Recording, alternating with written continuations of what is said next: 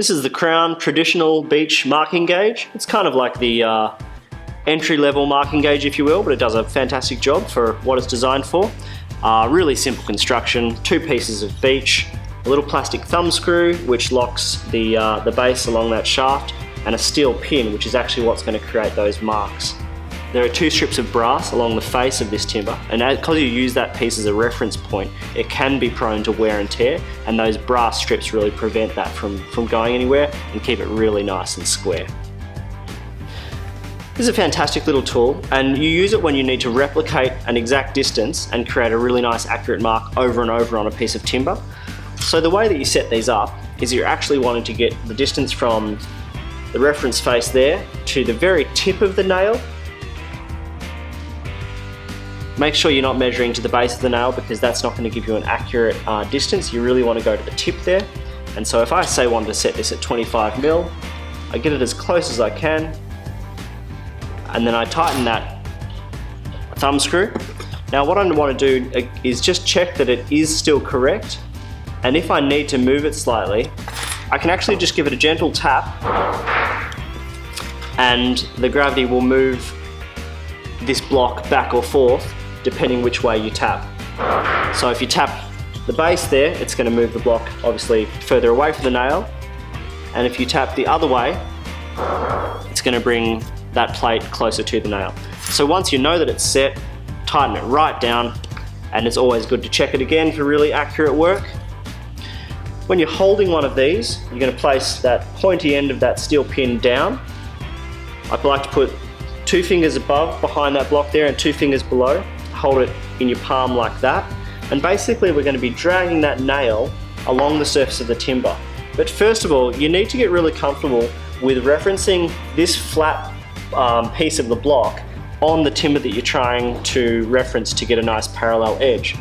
And so before you engage that nail, you need to get used to holding this block really nice and flat against the timber and running it back and forth. And so I'm doing it actually with the nail not facing the timber right now. Once I'm comfortable that I'm getting that movement without pulling away from the timber, then you can start engaging the nail. And so bring it down at a really shallow angle and drag it back.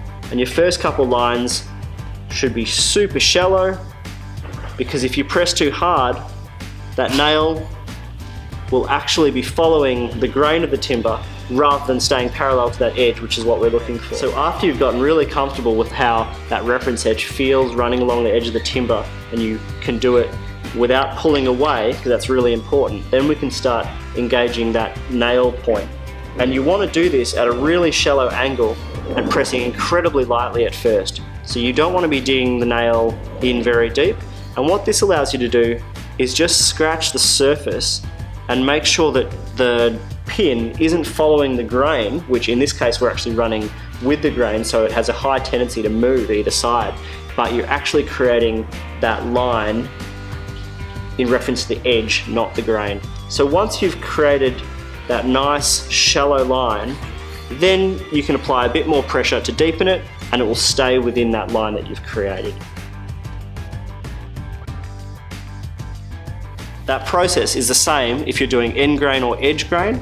Obviously, if you're going across the grain like this, you have a much smaller area that you're trying to reference, so it's really important to get the feeling of that block moving really smoothly along that edge. And obviously, if you're marking a mortise or something, this edge needs to be perfectly square, or the shoulders of your mortise are not going to be square either. So the same process, we're running that along, and then engaging the nail really lightly. Now this is a lot easier if you've got it on a solid surface, but I want to be able to show you. And then, you know, for instance, if you're creating a tenon, we'd be running that line all the way around. It'd be the same distance from the end at all times, and you'd use that to then cut out your tenon with your chisels. So as you can see, these are super handy.